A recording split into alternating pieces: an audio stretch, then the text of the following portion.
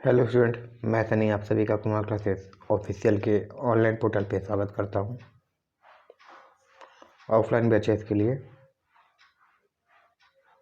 Important query के लिए आप चाहें तो थंबनेल पे क्वेरी नंबर दिया है, उस पर कॉन्टैक्ट करके आप सारी जानकारी प्राप्त कर सकते हैं। ठीक है, टाइमिंग वाइमिंग जितने भी है सारे वगैरह। ठीक है, आज इम्पोर्टेंट सेशन है, सिंक्रोनस मोटर का ही कंटिन्यू कर रहे हैं आज भी।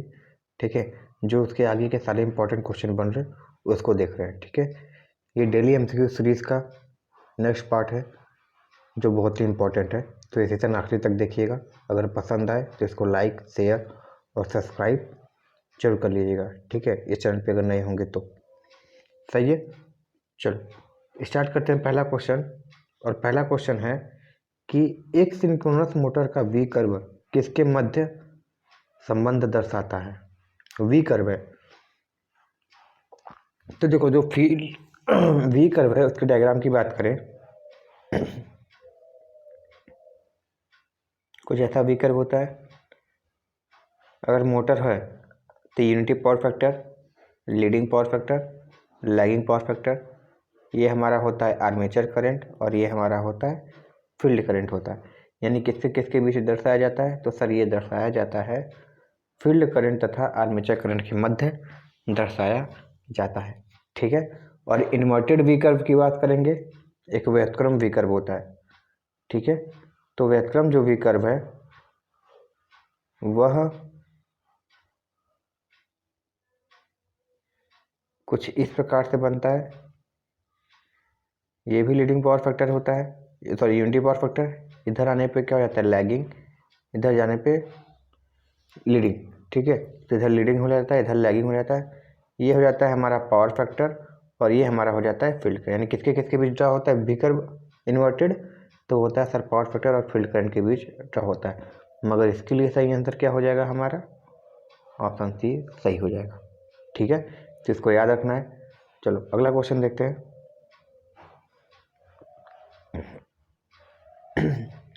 एक सिंक्रोनस मोटर है, self starting motor, non self starting motor, कभी कभी सेल्फ स्टार्टिंग मोटर, या इनमें से कोई नहीं। देखो पहले सिंक्रोनस मोटर क्या क्या चीज़ें हैं। सिंक्रोनस मोटर को डबली एक्साइटेड मोटर कहते हैं, क्योंकि स्टेटर पे 3 फेज और रोटर पे 2 फेज सप्लाई देते हैं, इसलिए 2 एक्साइटेशन दे दिए ना, इसलिए डबली एक्साइटेड बोलते हैं। यह सेल्फ स्टार्टेड नहीं होता है। इसका प्रयोग हम क्या करते हैं, पावर फैक्टर इंप्रूव करने के रूप में प्रयोग करते हैं, यानी एक तरीके से कहें तो सिंक्रोनस कंडेंसर कहते हैं। मगर बशर्ते ये है कि यह ओवर एक्साइटेड मोड में और बिना किसी मैकेनिकल लोड के चलना चाहिए। ठीक है, इसको याद रखना है। और ये हमेशा क्या होता है, नॉन सेल्फ स्टार्टिंग होता है, क्योंकि इसमें स्टार्टिंग टॉर्क नहीं होता है। ठीक है, इसलिए सेल्फ स्टार्ट नहीं हो पाता। सेल्फ स्टार्ट बनाने के लिए सर करते क्या हैं, तो सर इसमें डैम्पर वाइंडिंग का प्रयोग करते हैं। किसका, डैम्पर वाइंडिंग का प्रयोग करते हैं। ठीक है, चलो अगला क्वेश्चन देखते हैं।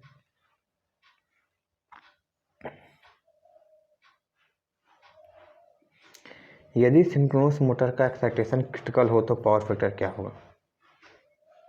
क्रिटिकल की वैल्यू समझ रहे हो, क्रिटिकल किसको बोल रहा है, सर क्रिटिकल उसी केस को बोल रहा है जब हमारे सिंक्रोनस में उत्पन्न बैक ईएमएफ का मान, उत्पन्न बैक ईएमएफ का मान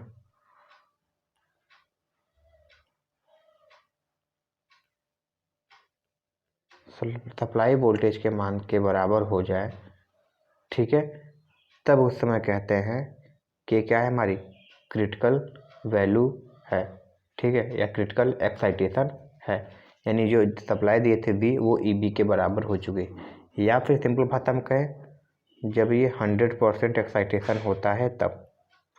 तो सर 100% एक्साइटेशन का मतलब सर कुछ और नहीं, यह है हमारा यूनिटी पावर फैक्टर। ठीक है, तो इसको याद रखना है क्रिटिकल का मतलब क्या होता है। सही है, ये लैगिंग कब होता है, 100% से कम एक्साइटेशन, ये 100% से ज़्यादा एक्साइटेशन पे। ठीक है, तो इन सब चीज़ों को याद रखना है। नेक्स्ट क्वेश्चन देखते हैं।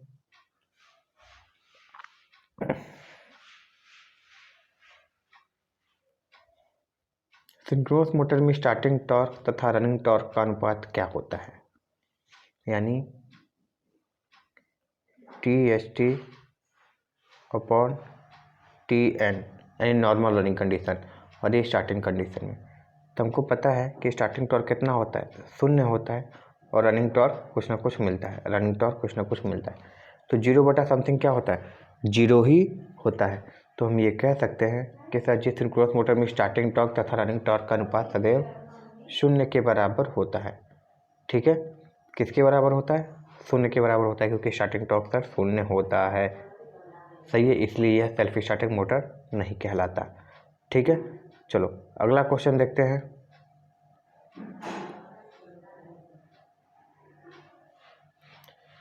सिंक्रोनस मोटर का स्पीड रेगुलेशन होता है, सिंक्रोनस मोटर का स्पीड रेगुलेशन होता है। स्पीड रेगुलेशन मतलब सिंपल भाषा में कहें तो स्लीप, स्लीपी क्या कहलाती है, स्पीड रेगुलेशन कहलाती है।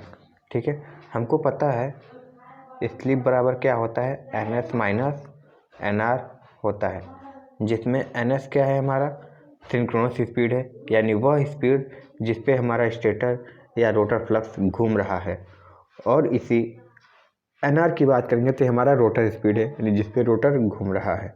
ठीक है, तो हमको पता है कि सिंक्रोनस मोटर में स्टेटर की स्पीड, स्टेटर फ्लक्स की स्पीड और रोटर की स्पीड सेम ही होती है।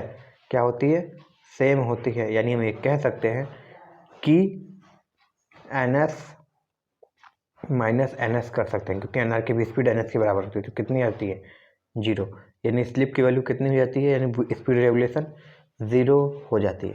मगर ये याद रखना, ये रनिंग कंडीशन की है। ठीक है, किसकी बात हो रही है, ये रनिंग कंडीशन की। स्टार्टिंग में तो रोटर 0 ही होता है ना, फ्लक्स घूमता रहता है। तो जब स्टार्टिंग की बात करेगा तब स्लिप की वैल्यू कितनी हो जाती है, 1 हो जाती है। ठीक है, यानी जब रोटर नहीं घूम रहा होता है तो स्लिप की वैल्यू 1 हो जाती है, और रोटर जब सिंक्रोनस स्पीड पे होता है तो स्लिप की वैल्यू 0 हो जाती है। ये 1 और 0 बहुत ज़्यादा पूछा जाता है।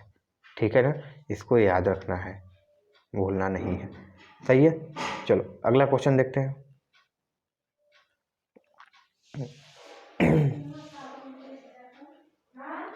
सिंक्रोनस मोटर में रोटर में कॉपर लॉस किसके द्वारा होता है। ठीक है, किसके द्वारा होता है, क्वेश्चन यही है। हल्का सा नीचे करते हैं, तुम लोग को थोड़ा सा दिक्कत कम हो, हमको हो चल जाएगा। हाँ देखो, तो सिंक्रोनस मोटर में रोटर में कॉपर लॉस किसके द्वारा होता है। रोटर की बात कर रहे हैं सर जी, रोटर में हमारा क्या होता है, हर चीज़ डिस्कस करना है। ठीक है, इंपॉर्टेंट सेशन है। रोटर में होता है हमारा सर फील्ड वाइंडिंग होता है। ठीक है, फील्ड वाइंडिंग में देते क्या है हम सर, DC सप्लाई देते हैं, यही करते हैं ना, DC सप्लाई देते हैं। तो रोटर में जो रोटर वाइंडिंग यानी जो फील्ड वाइंडिंग है उसमें कौन सी सप्लाई जा रही है, हमारी DC सप्लाई जा रही है। तो जो I2R लॉस होगा वाइंडिंग में, वो किसके द्वारा होगा सर, DC करंट के द्वारा होगा ना। तो जो लॉस होगा वो किसके द्वारा मिल रहा होगा, क्या मेन सप्लाई से, क्या आर्मेचर इनपुट से, या मोटर इनपुट, नहीं सर, वो किससे मिल रहा होगा, जो लॉस दिख रहा हो हमको वो DC के कारण हो रहा होगा। DC वाली जो करंट है उसके कारण हमारा कॉपर लॉस दिख रहा होगा, I2R दिख रहा होगा, यानी DC स्रोत से मिल रहा होगा। ठीक है, और स्टेटर में बात करें, यानी स्टेटर पर जो कि हमारी आर्मेचर वाइंडिंग है उसकी बात करें तो सर वो हमको AC से मिल रहा होगा। सही है ना, चलो नेक्स्ट क्वेश्चन देखते हैं। क्या लिखा है इसमें जी, मेन सप्लाई, रोटर में कॉपर नहीं जी, DC सही, DC सही है, DC सही है, गलत नहीं है।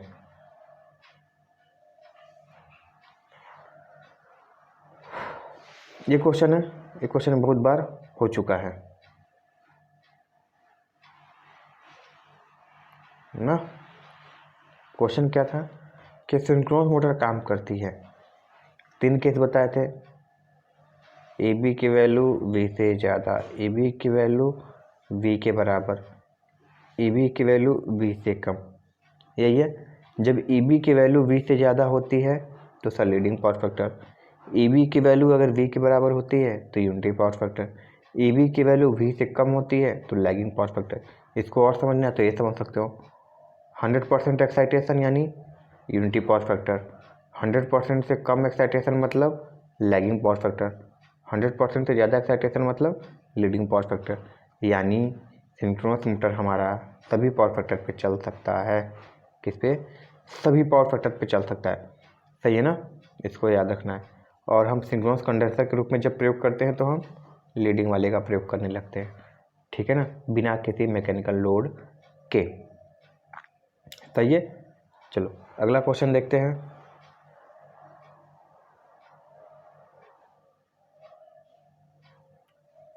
सारे देखो इंपॉर्टेंट सवाल है, और यही इससे सिंक्रोनस मोटर पूछेगा तो इससे ज़्यादा पूछेगा भी नहीं, ये भी बता दे रहे हैं तुम लोग को, ठीक है। तो सेशन पसंद आ रहा है तो लाइक शेयर और सब्सक्राइब जरूर कर देना, और दूसरे यारों में शेयर तो पक्का कर देना। सिंक्रोनस मोटर किस पर कार्य करती है, अभी बात हो रही थी।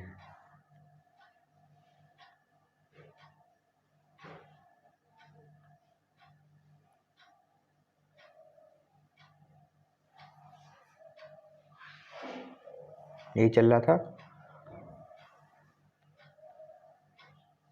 3 फेज AC स्टेटर पे जो कि आर्मेचर वाइंडिंग है, ये रोटर वाइंडिंग है, तो यहाँ पे हम DC देते हैं, जो कि रोटर वाइंडिंग यानी फील्ड वाइंडिंग की बात हो रही है, ठीक है। तो यानी सर क्या करते हैं, 3 फेज AC भी देते हैं और DC सप्लाई भी देते हैं, इसलिए तो इसका नाम पड़ गया डबली एक्साइटेड, यानी दोनों तरफ से एक्साइट कर रहे हैं, ठीक है। तो ऑप्शन बी सही हो जाएगा, ठीक है, ऑप्शन बी सही हो जाएगा। चलो नेक्स्ट क्वेश्चन देखते हैं।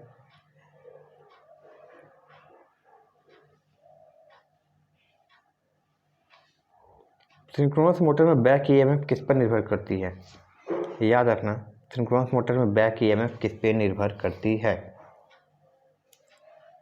कोई दिक्कत नहीं यार, बैक EMF जब भी होगा किसके कारण जनरेट होता है, सर बैक EMF जब भी उत्पन्न होगा, या फिर EMF या फिर जनरेटेड वोल्टेज की बात क्यों ना करें, जब भी उत्पन्न होगा तो मोटर के घूर्णन के कारण उत्पन्न होता है। किसके कारण, मोटर के घूर्णन के कारण। तो कौन जिम्मेदार हुआ घूर्णन का, तो सर मोटर की चाल के कारण, सॉरी मोटर के चाल के कारण उत्पन्न होती है, इसको याद रखना है। किसके कारण, मोटर के चाल के कारण, यानी जब तक ये NR नहीं होगा, जब तक ये NR नहीं होगा तब तक कोई कहानी नहीं आ सकती, ठीक है, याद रखना है इसको। यानी मोटर की चाल जब तक है तब तक इसमें EMF जनरेट होता रहेगा, जितना ज़्यादा चाल होगी उतना ज़्यादा EMF उत्पन्न होगा, ठीक है ना। चलो अगला क्वेश्चन देखते हैं।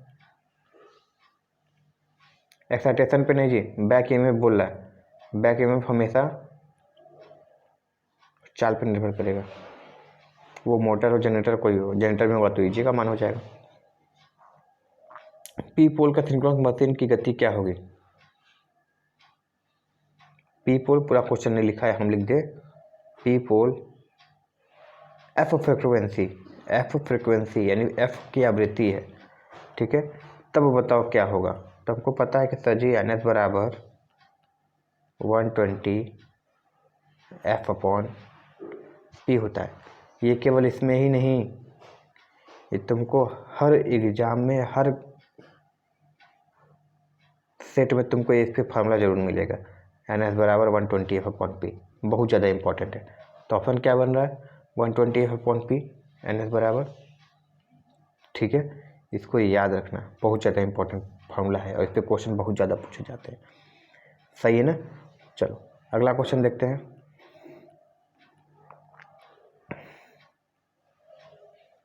सिंक्रोनस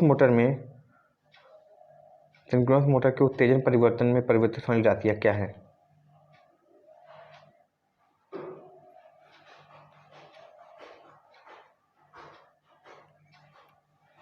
यही है।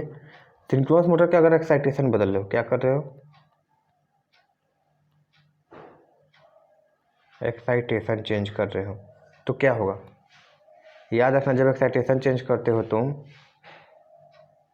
ठीक है, जब एक्साइटेशन चेंज करते हो तुम, तो सबसे इंपॉर्टेंट चीज़ तुम्हारी पावर फैक्टर चेंज होती है। कोई दिक्कत है नहीं था जी, क्योंकि लीडिंग लैगिंग एक्साइटेशन के कारण ही होती है। नॉर्मल एक्साइटेशन, अंडर एक्साइटेशन नाम सुने होंगे, मैग्नेटाइजिंग, डिमैग्नेटाइजिंग। और दूसरा, एक्साइटेशन के कारण जब EB का मान कम ज़्यादा होता है तो उसके कारण क्या होता है, हमारे IA का मान भी कम या ज़्यादा होता है, ठीक है। तो इसको याद रखना है, कम ज़्यादा होता है, तो यानी क्या करेगा, उपयुक्त दोनों हमारा क्या हो जाएगा, सही आंसर हो जाएगा। उपरोक्त दोनों सही आंसर, यानी पावर फैक्टर भी चेंज होता है, आर्मेचर करंट भी चेंज होता है। सही है। सही ना। चलो अगला क्वेश्चन को देखते हैं।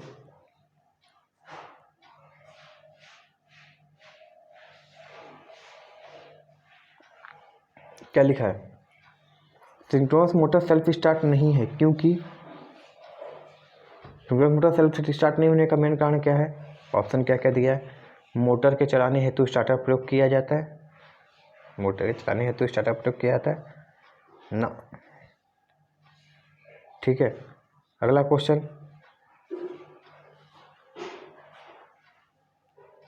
मोटर में फेज स्प्लिट करने की व्यवस्था नहीं है।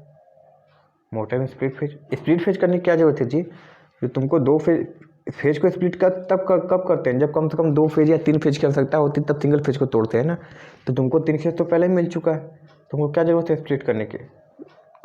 स्लिप शून्य होती है, स्लिप तो सभी मोटर में शून्य होती है शुरुआत में, सॉरी शून्य नहीं होती है शुरुआत में तो 1 होता है ना। ये तो पहले ही गलत बता दिए। ठीक है, क्योंकि स्टार्टिंग की बात की हो तुम और स्टार्ट में स्लिप का मान 1 होता है ना कि शून्य, तो ये गलत हो गया। अब देखो क्या सही हो जाएगा, क्योंकि टॉर्क की दिशा प्रत्येक अर्धचक्र में बदल जाती है, क्योंकि इसी सप्लाई देते हैं ना। तो पहले ऊपर की तरफ टॉर्क, फिर नीचे की तरफ टॉर्क, ऊपर यानी प्रत्येक चक्र में 2 बार दिशा बदल रही है, जिसके कारण थोड़ा दिक्कत हो जाता है किसमें, टॉर्क उपलब्ध कराने में, यानी स्टार्टिंग टॉर्क जनरेट करने में। ठीक है, तो यहाँ पे क्या हो जाएगा, ये कि टॉर्क के दिशा प्रत्येक अर्धचक्र के बाद बदल जाती है, इसलिए ऐसी हालत होती है। ठीक है, इसको याद रखना है।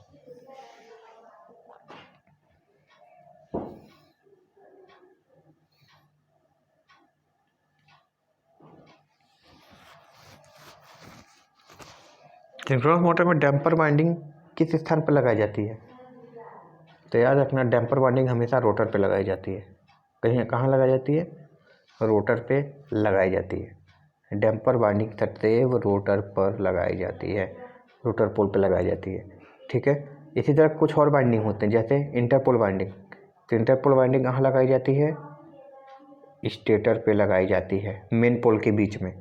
ठीक है, इसी तरह एक कंपनसेटिंग वाइंडिंग होती है, कंपनसेटिंग वाइंडिंग भी कहाँ लगाई जाती है, स्टेटर पर ही लगाई जाती है। और ये सभी क्या होते हैं, रोटर के साथ, यानी एक तरीके से कहें तो आर्मेचर के साथ सीरीज में कनेक्टेड होते हैं। कैसे, सीरीज में लगे होते हैं। ठीक है, तो कहाँ पे लगी होती है, रोटर के ध्रुवों पे लगी होती है।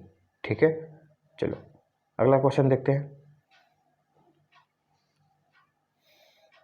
एक सिंक्रोनस मोटर को शून्य लोड पर, नो लोड पे, देखो याद रखना नो लोड है, यानी कोई मैकेनिकल लोड नहीं है, शून्य लोड पर, और क्या है 100% उत्तेजित किया जाए तो सप्लाई वोल्टेज और बैक ईएमएफ का क्या होगा।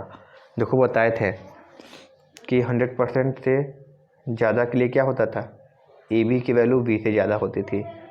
100% से कम के लिए क्या होता था, ए बी की वैल्यू वी से कम होती थी। 100% पे क्या होता था, ए बी की वैल्यू वी के बराबर आती थी। तो 100% की बात बोला है तो सच्ची ए बी की वैल्यू, सॉरी क्या हो जाएगा, ए बी की वैल्यू वी के बराबर कहीं दिया है, हाँ ए बी की वैल्यू बी के बराबर हो जाएगी। ठीक है ना, ई बी की वैल्यू बी के बराबर हो जाएगी।